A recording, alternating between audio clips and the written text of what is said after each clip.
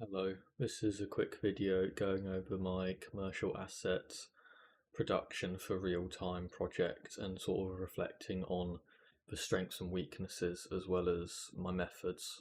For the second half of the project, we were focused on the character, so I chose to make an Aztec inspired character to fit with the Aztec temple that I built in the first half of the year.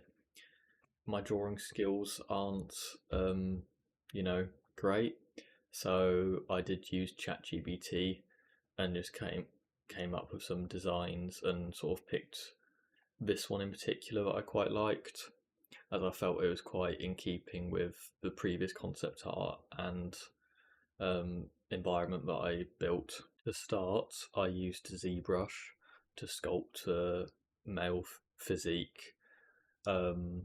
I also, alongside this, was working on the armor sets inside Maya.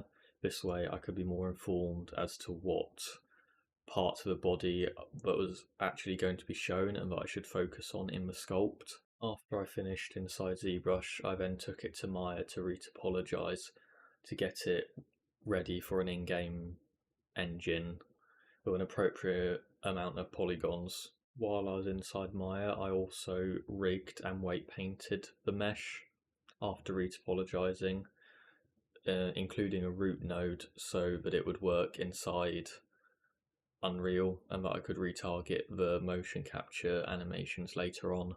Before exporting it from Maya as an FBX, I UV unwrapped everything, including the body and as well as all the armor.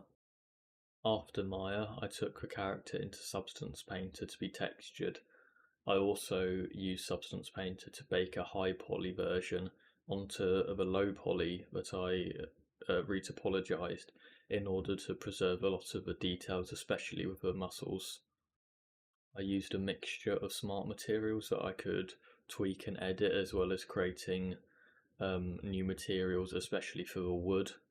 As the character was going to be emerging from a forest before entering the temple, I also added a small amount of dirt, with more dirt starting at his feet and then becoming less frequent the further up you go the character. In order to save on some storage inside Unreal, I exported the textures as Unreal packed. This means that the metallic and roughness values are combined into one texture set, and then Unreal can separate them out as opposed to each being a separate sort of 4K or HD image. Here are all the animations that I got from a motion capture shoot. Then I had to retarget these animations onto my character. However, this didn't turn out perfect, so I had to use an additive layer after baking the animations to the rig in order to manually adjust joints and positions. Once I was in Unreal, I decided to do a few bits extra, including adding a water simulation. So in the film, the character cuts himself to make a blood sacrifice. So using Maya's Bifrost system, I was able to create a sort of blood pouring sim, and then I exported that as an Alembic file into Unreal. Some extra Unreal work that I did was using the Electric Dreams PCG package. I was able to generate a procedurally generated forest and then outline where the temple was going to be so that there would be no trees there. This was so that I could have some establishing shots, and as well the character walking through the forest before arriving at the temple. The dagger that he uses to cut himself with is from Sketchfab, and the bloodstain is from Fab. It's one of the Quixel decals. Both of these are spawnable objects, so that when they're not in the shot, they're not spawned in the world in order to save some performance. I created some sockets on the character's hands in order for the blood sim and the stain and the dagger to parents easily so that they would track with his hands. Using Unreal's Chaos Cloth system, I gave physics to both the characters' cloth around his waist and the feathers on his head. Finally, I worked on the cinematography and made sure the character was in focus and added some camera shake and movements to to make it more visually interesting. Finally, I rendered it inside Unreal as an image sequence, and then I took it into DaVinci Resolve to convert the image sequence into an MP4 file, and then added some sound effects I found on YouTube.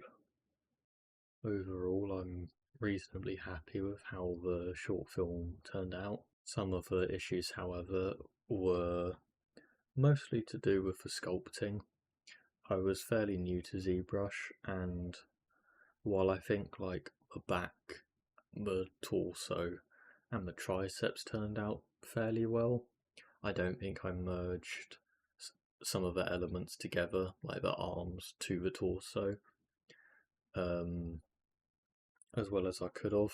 I think the proportions were slightly off, especially when I was applying the animations to the character. It seemed like his arms were quite long and his lats flared out quite a lot, or more than I think they ought to.